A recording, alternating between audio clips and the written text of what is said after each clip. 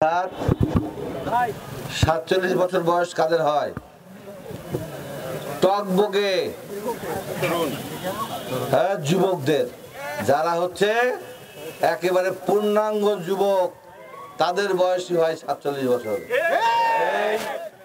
জাতীয়তাবাদী যুব দলের 47তম প্রতিষ্ঠা বার্ষিকী উপলক্ষে কেন্দ্রীয় কর্মসূচির অংশ হিসাবে পবা উপজেলা বিএনপি উপজেলা যুব দলের আয়োজনে আজকের এই মহতী বর্ণাঢ্য র্যালি উত্তর সমাবেশ, সেই সমাবেশের স্নেহস্পদ সভাপতি আমাদের যুব দলের কেউ কেউ বলে যে সাবেক সিনিয়র যুগ্ম আহ্বায়ক, কারণ অনেক দিন এদের হয় না। আমি বলি যুব দলের তারাই নেতা, তারাই আগামী দিনের দায়িত্ব পাবে। সেই আমাদের তাইজুল ভাই, তাইজুল ইসলাম তাইজুল ভাই উপস্থিত। জাতীয়তাবাদী যুব দলের জেলা মহানগরের অনেক নেতাকে দেখছি, মহানগর বিভিন্ন union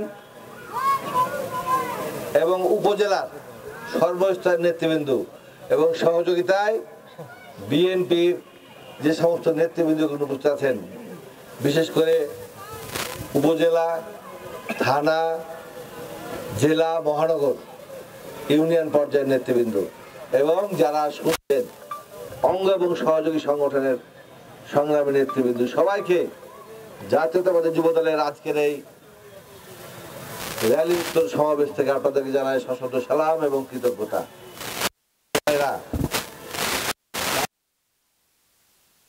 Rajshahi division, Barishal division, আমরা ঢাকায় গেছিলাম। এই ঢাকা যাওয়ার পর থেকে কালকে টেলিফোন আর খোঁজ,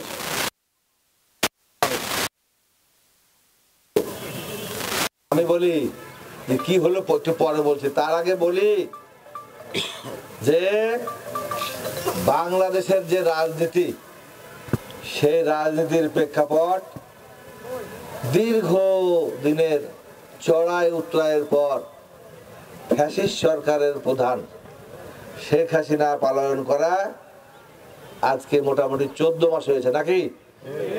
হ্যাঁ, 14 মাসের 3 তারিখে হবে 14 মাস, তাই না? হ্যাঁ, জুলাই, আগস্ট, সেপ্টেম্বর, অক্টোবরের 3 তারিখে 14 মাস হয়েছে। তো 14 মাস পার হয়েছে। এই 14 মাসে বাংলাদেশের রাজনীতির প্রেক্ষাপট একটু একটু করে পরিবর্তন আসছে। পরিবর্তনটা কি? বলে আতুর ঘরে কেড়ে বলে আমি কলা খাইনি। আজকে বিভিন্ন টক শোতে গেলে দেখা যায়। তারপরে কয়েকদিন আগে দেখলাম ফেসবুকে একটা মাদ্রাসার হচ্ছে প্রিন্সিপাল, সে একটা স্ট্যাটাস দিয়েছে যে এখনই আওয়ামী লীগ, এনসিপি আর জামাতের ঐক্য দরকার। তো তারপরে খুলে দেখলাম জনগণ যখন তাকে ধাওয়া করেছে, তখন একটা সুন্দর একটা স্ট্যাটাস এসেছে যে সেই ভদ্রলোক আগে কোন সময় নাকি ছাত্র শিবিরের সভাপতি ছিল। আমরা তো আপনাদের ইতিহাস জানি, আপনারা কখন কোন দল ছিলেন।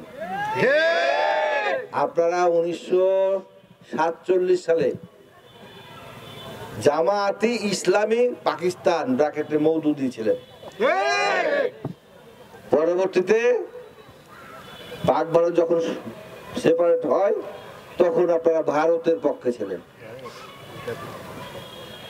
আর 1971 সালে যখন মহান স্বাধীনতা যুদ্ধ হয়েছিল, তখন আবার আপনারা পাকিস্তানের পক্ষে ছিলেন, বাংলাদেশের পক্ষে ছিলেন।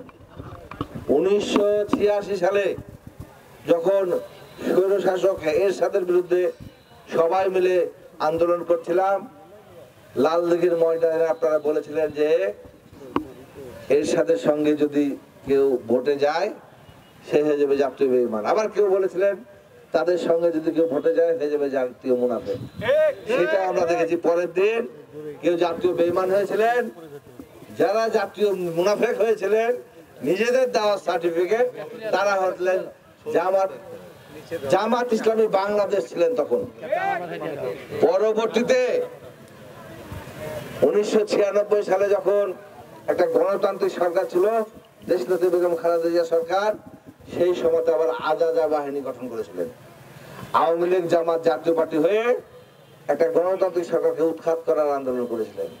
এগুলো আমরা জানার পরেও দেশের স্বার্থে, দেশের জনগণের স্বার্থে বিএনপি যেহেতু দেশের মানুষের দল, দেশের জনগণের দল, জনগণ হচ্ছে যাদের সবচেয়ে বেশি হচ্ছে তাদের জন্য সহায়ক, সেই জনগণের জন্য বারবার আপনাদেরকে ঐক্যের আহ্বান জানিয়েছি।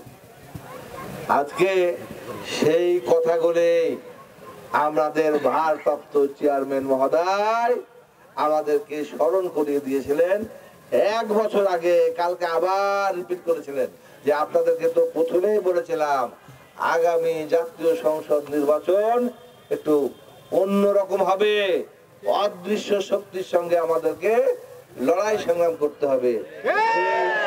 অদৃশ্য শক্তি আস্তে আস্তে জনের সম্মুখে আসছে না, আসছে তো। সেই জন্য উনি আমাদেরকে একটা গল্প বলেছেন, জনাব তারেক রহমান, যুবদলের ভাইদেরকে শুনতে হবে, সেই গল্পটা আপনাদের জানা।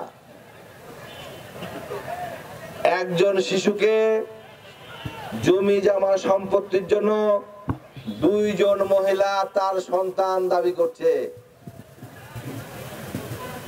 তো জজ সাহেব বিভিন্ন সাক্ষী প্রমাণ নিয়েছে, 2 জন মহিলা হুবহু একই রকম কথা বলেছে যে সেই শিশু সন্তানটা ওই বলছে আমার, সেও বলছে আমার।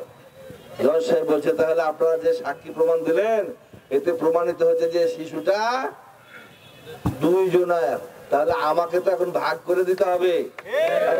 তাহলে বলো না, তাহলে কেন আমি কি এখন ওই শিশুটাকে তাহলে ভাগ করে আধা আধি করে 2 জনকে দিই?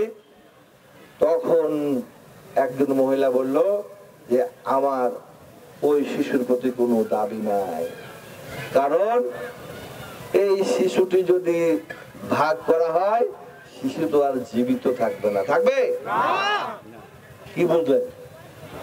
প্রকৃত যে মা সে হচ্ছে উৎসর্গ করে দিল আর একজনের কাছে যে তার সন্তানটা বড় হোক, মানুষ হোক, বেঁচে থাকুক, তার সন্তানের লাশ দেখতে চান না।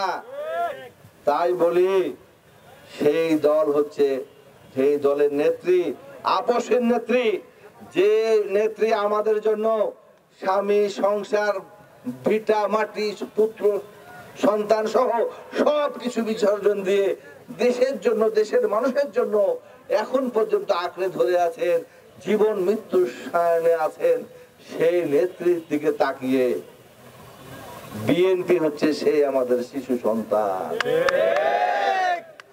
সেই বার্তা দিয়েছেন ঐক্য, ঐক্য এবং ঐক্য। আমাদের প্রতীক একটাই, সেটা হচ্ছে ধানের শীষ। আমাদেরকে বার্তা দিয়েছে যুবদলের ভাইরা, এই বার্তা আপনারা গ্রামে গঞ্জে শহরে বাড়িতে মহল্লায় পৌঁছে দিবেন আর সবাইকে ধানের শীষের শুভেচ্ছা দিবেন, সালাম দিবেন। গত 12 তারিখে টেলিফোনের মাধ্যমে আমাদেরকে হাইকমান্ড বলেছিল এই ধানের শীষের দেখভাল করার জন্য। সেই জন্য আপনাদেরকে সবাইকে ঐক্যবদ্ধ থাকার আহ্বান জানাই। আর যারা আরো প্রার্থীরা চেষ্টা তো করতেই পারেন, সেই জন্য বলি আমরা আর কোনো বিভেদ চাই না। অল্প কয়েকদিনের ভিতরে যে সিগন্যাল উনি দিয়েছেন সেই অনুযায়ী সারা দেশে সব প্রার্থীতা টাঙ্গিয়ে দিবে সবাই। তখন আমরা এখনো যেমন আমরা ঐক্যবদ্ধ ভাবে ধানের শীষের পক্ষে আছি, ইনশাআল্লাহ আগামী দিনে সবাই আমরা ধানের শীষের পক্ষে থেকে বাংলাদেশের মানুষের জন্য বেকারদের জন্য, বেকার সমস্যা সমাধানের জন্য, ওই হচ্ছে মাদক মুক্ত বাংলাদেশ করার জন্য, ওই হচ্ছে আগামী দিনের সমস্ত মানুষের জনগণের আশা আকাঙ্ক্ষার প্রতিফলন করার জন্য ঐক্যবদ্ধ থেকে আমরা সবাই হচ্ছে কাজ করব, এই প্রত্যাশা ব্যক্ত করে এখন র্যালি হবে। এই র্যালিতে আমরা কি সবাই যেতে পারবো? কারা যেতে পারবেন না তারা একটু হাত তুলেন তো। কারা কারা যেতে পারবেন না? যারা তাহলে তো আমরা সবাই যাবেন। যারা বসে আছেন একটু উঠে আসেন। যারা বসে আছেন সবাই উঠে আসেন। এখন র্যালি শুরু হবে। র্যালি শুরু হবে। র্যালির সামনে থাকবে জাতীয়তাবাদী যুব দলের নেতা কর্মীরা। আর আমি নিজেও পাহারা দিব সর্বশেষ ব্যক্তিকে যাচ্ছে আর কে যাচ্ছে না। সবাই এখন আপনারা এই র্যালি শুরু করবেন এই বলে